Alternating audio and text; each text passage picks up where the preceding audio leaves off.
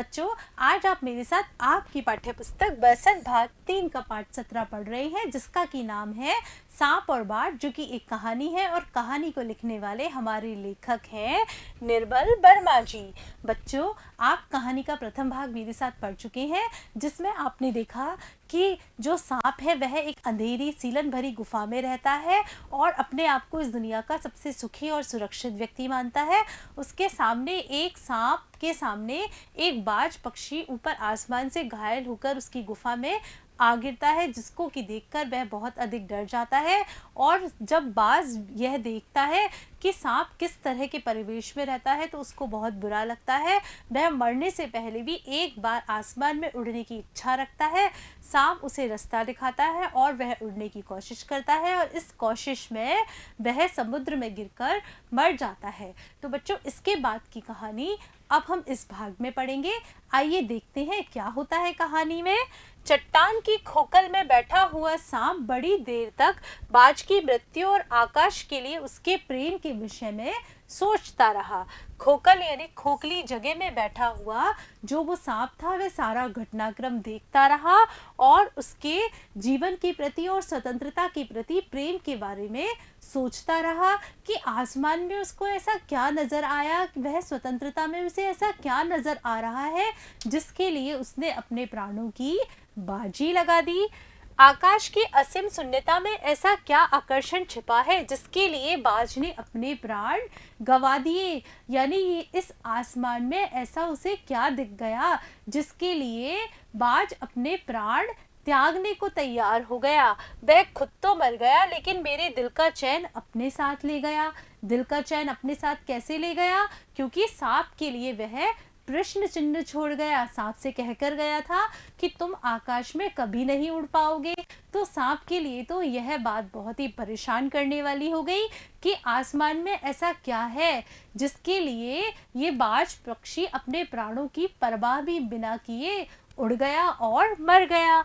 न जाने आकाश में क्या खजाना रखा है। एक बार तो मैं भी वहां जाकर उसके रहस्य का पता लगाऊंगा, यानी यह जानने की कोशिश करूंगा कि बाज को खुले आसमान में क्या मिलता है। चाहे कुछ देर के लिए ही हो, कम से कम उस आकाश का स्वाद तो चख लूंगा।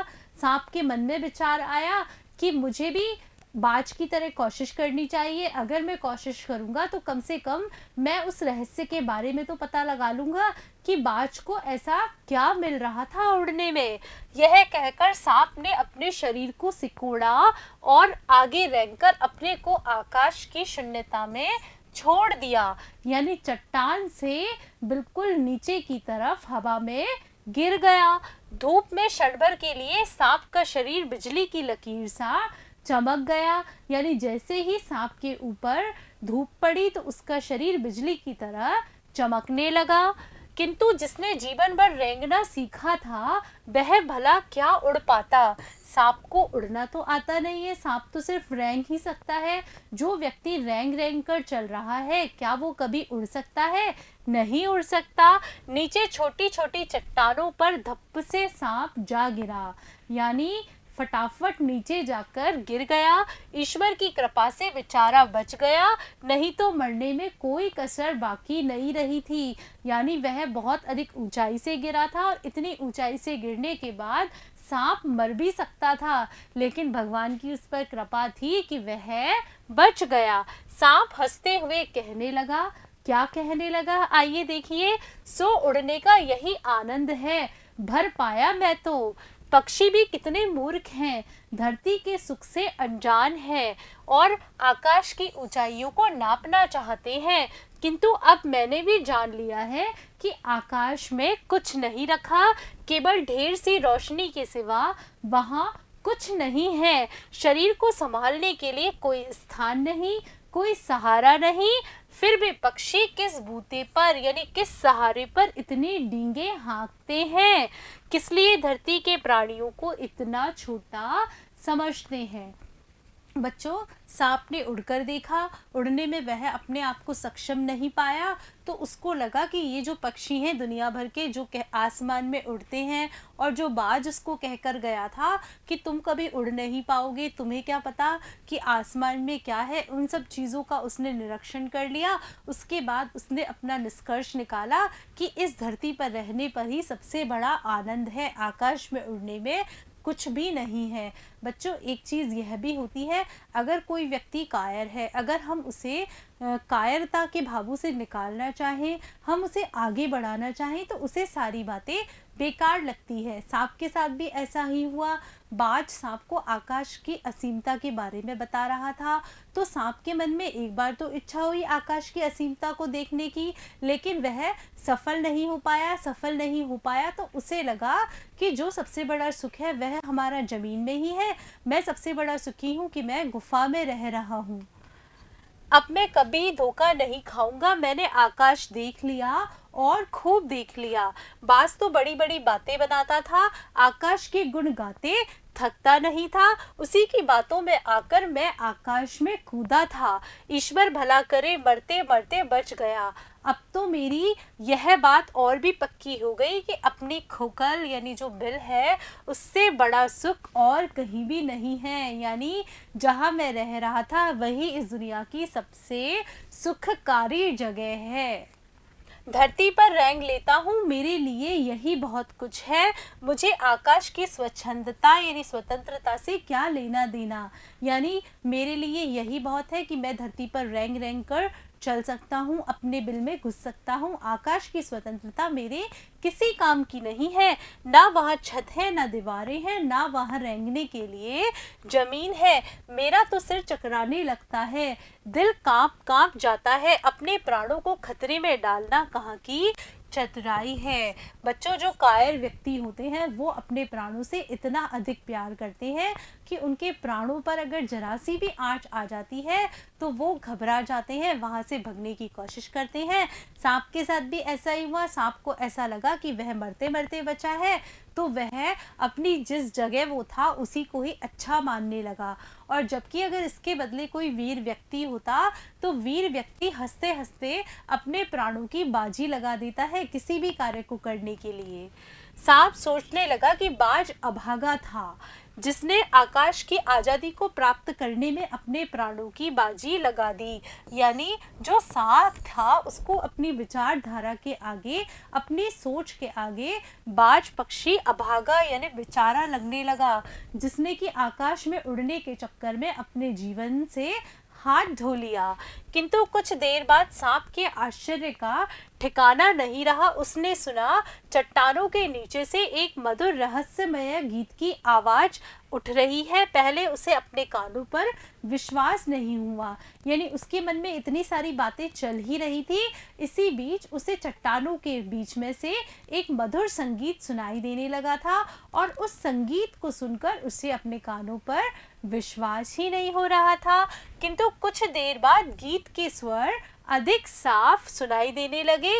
वह अपनी गुफा से बाहर आया और चट्टान से नीचे झांकने लगा, यानी नीचे की तरफ देखने लगा जहां से कि वह आवाज आ रही थी। सूरज की सुनहरी किरणों में समुद्र का नीला जल झिलमिला रहा था। चट्टानों को भिगोती हुई समुद्र की लहरों में से गीत के स्वर फूट रहे थे। लहरों का यह गीत दूर दूर तक गूंज रहा था, यानी वो जो गीत था उसकी ध्वनि दूर दूर तक जा रही थी। सांप ने सुना लहरें मधुर स्वर में गा रही हैं। क्या गा रही हैं? हमारा यह गीत उन साहसी लोगों के लिए है जो अपने प्राणों को हथेली पर रखे हुए घूमते हैं। यानी हम उन व्यक्तियों के लिए गीत गाते हैं, उन व्यक्तियों की प्रशंसा करते हैं जो कि बहुत साहसी हैं और किसी भी कार्य को करने में अपने प्राणों की बाजी लगाने के लिए तत्पर रहते हैं। उन्हें किसी भी कार्य को करने में डर नहीं लगता। चतुर वही है जो प्राणों की बाजी लगाकर जिंदगी के हर खतरे से बहादुरी से सामना करे। और किनके लिए है यह संगीत? यह संगीत हमारा उन व्यक्तियों के लिए है जो कि जिंदगी के हर खतरे का बहादुरी से सामना करे, ना कि अपने प्राणों की बाजी का ध्यान रखे, यानी अपने प्राणों का, अपने जीवन का ध्यान ना रखे, खतरे से बहुत ही वीरता पूर्वक जूझे।